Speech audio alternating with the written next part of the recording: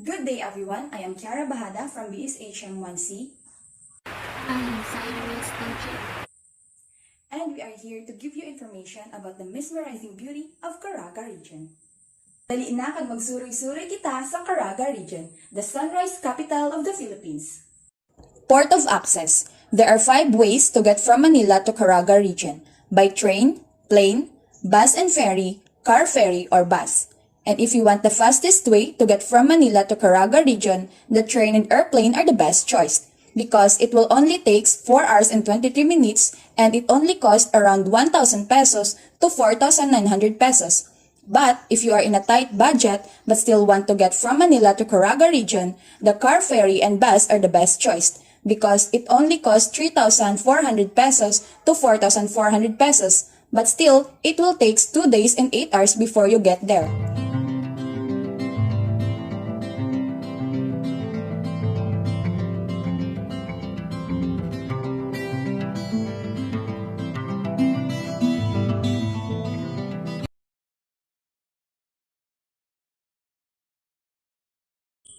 The CARAGA is an administrative region in the Philippines, and the name itself is from the Spanish word that refers to Calagan, a compound of Bisaya word that means kalag or soul, and an, which means land.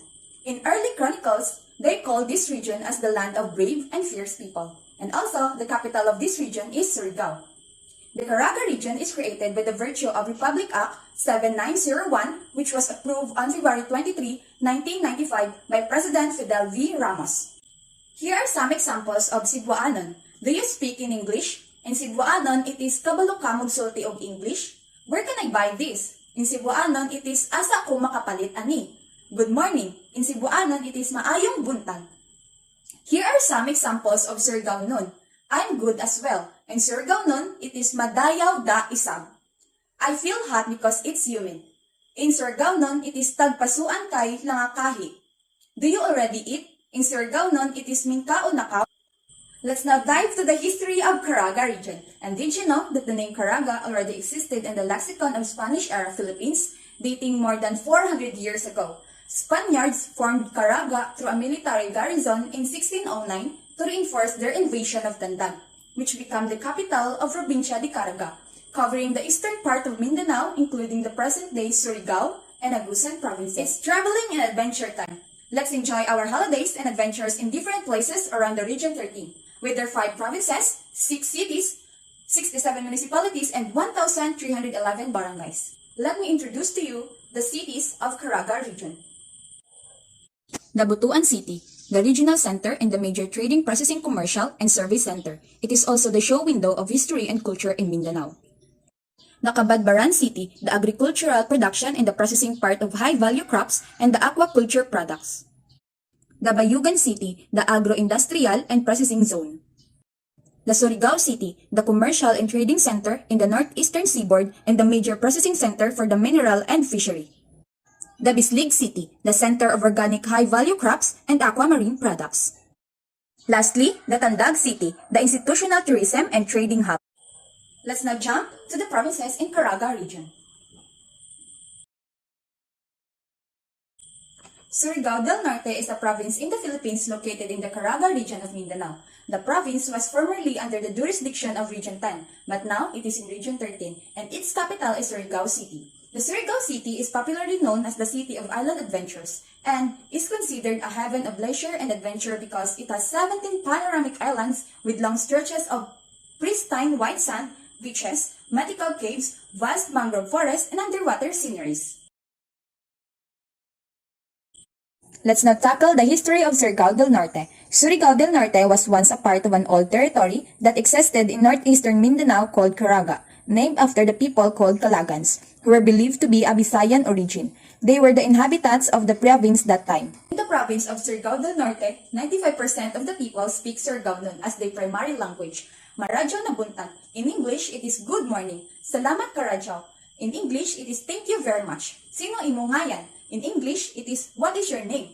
Mga unta. In English, it is let's eat. Maradyaw. In English, it is fine or good. Access to travel. The most popular mode of transportation within the municipalities and far-flung area of Surigao del Norte is either via tricycle or habal-habal. The most popular tourist destination on Surigao del Norte is Siargao. Ride as well at the country's surfing mecca, Siargao. The island's most popular surfing spot, Cloud9, is the go-to destination for surfers worldwide and the venue for several international surfing competitions.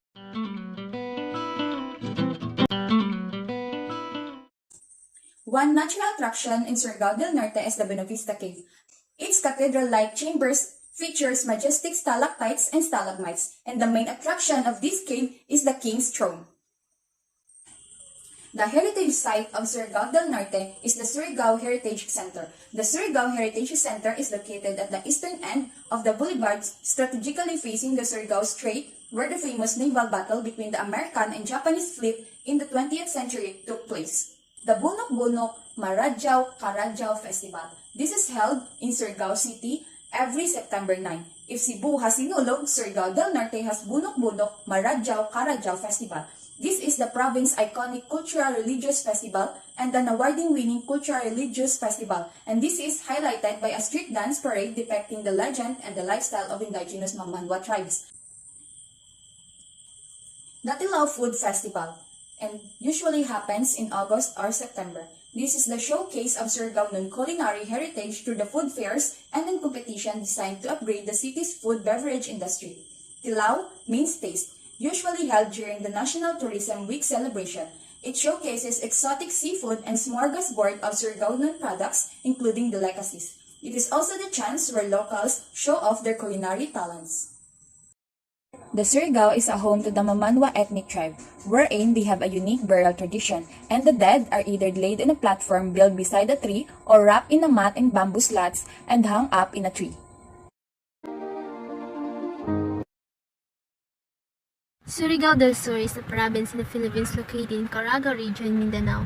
Its capital in Tandang City, Surigao del Sur, is situated at the eastern coast of Philippine Sea to the east. History in Surigao del Sur. In pre-colonial times, the region of Surigao was inhabited by the Visayan Surigaonong people in coastal areas, as well as interiors like the Mandaya, Mansaka, Mamanwa, and Manubo.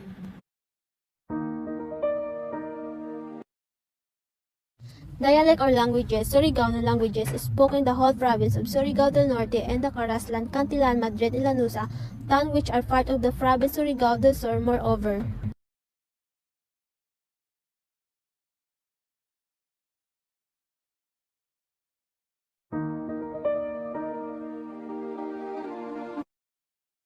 Hinatuan Enchanted River. Among the forest spot in Surigao del Sur, Hinatuan Enchanted River is the most visited attraction due to its unique charm. This cryptic river is believed to have magical creatures like mermaid and other supernatural beings, but the distinctive feature of the river is the real crystal clear water wherein you can see throughout the river. Balinganga Falls is located in communal forest of Barangay Cancavan and Carmen, streaming the verdant and considering that one could only and truly enjoy the cool and refreshing crystal clear water and sea of nature after breathtaking trek. Historical, before the Spaniard came, the aborigine of the province were the Mamanwan Manubo later. Our Malay brother from Visayas came to settle with the natives. Festival. Serong Festival is an ethnic Mardi Gras parade, although some other municipalities in province of Surigao del Sur are claiming to have this coastal town and both claiming the story of being attacked by the Moros. Festival. Caliguan Festival. The Caliguan Fluvial Festival is a yearly festival held in honor of Saint John the Baptist. The event is highlight beauty pageant and beach dancing.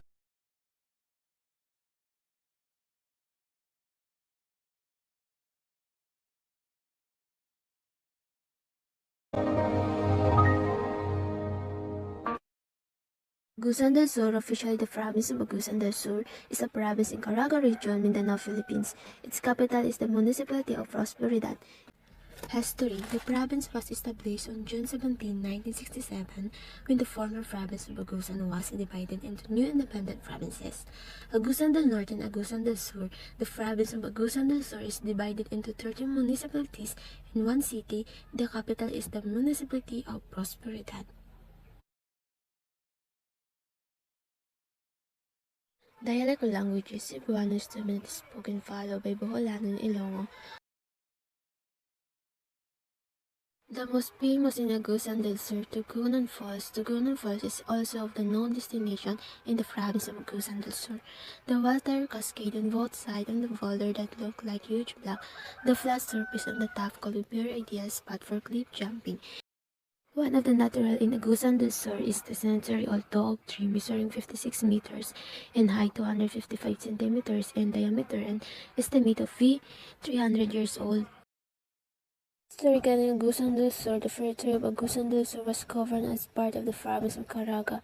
During the most Spanish period, in 1860 it was placed under the Comanche of Butuan, a district of the province of Surigao.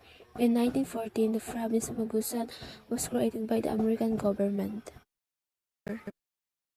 Festival. Santikan Festival held every 12th to 5th day of June. Santikan is the Manubo word which means striking of fire, alluding to different friendly competition throughout its duration. Festival. Magdiwata Festival feature the Manubo culture and tradition, where the main attraction is the street dancing that brings excitement to the festival.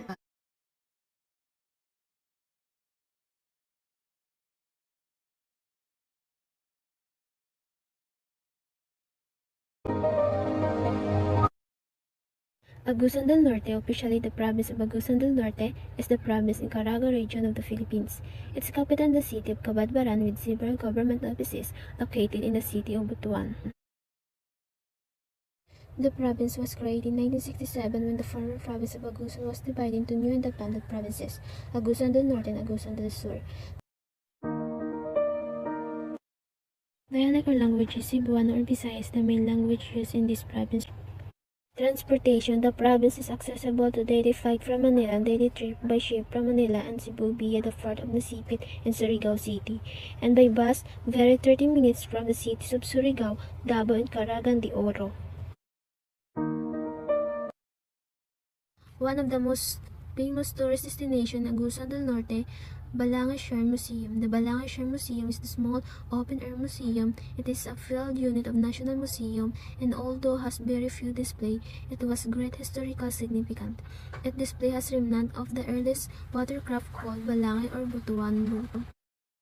One of the natural in Agusan del Norte, Lake Mainit, located in San Roque, Quicharao, about 73.9 km away from the city proper.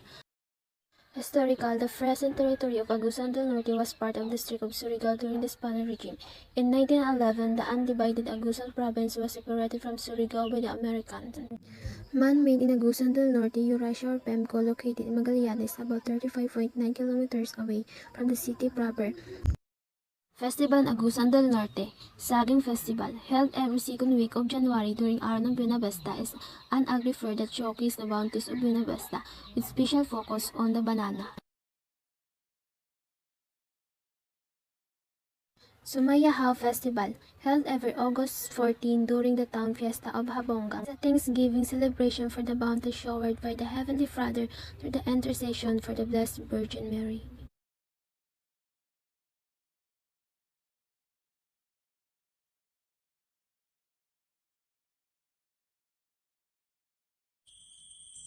The Dinagat Islands are a group of islands constituting a province in the Caraga region in the Philippines. It is located in the south side of Leyte Gulf, and its capital is San Jose. It is renowned as a province major tourism icon, and the island province is also a host to bat sanctuary, kisses islets, and rock formations.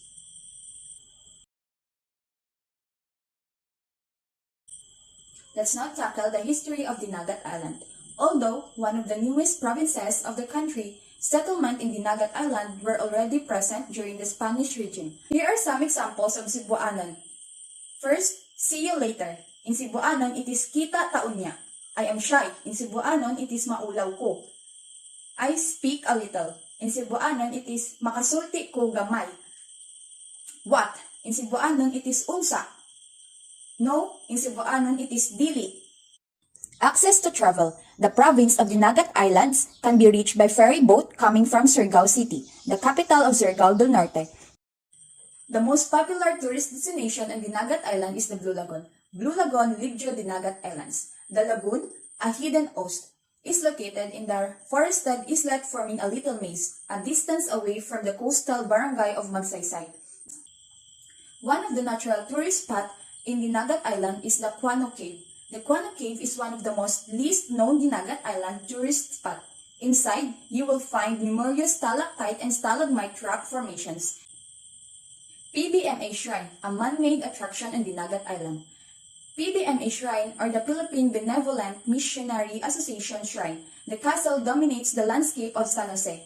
Its impressive architecture will surely entice to take Instagrammable photos.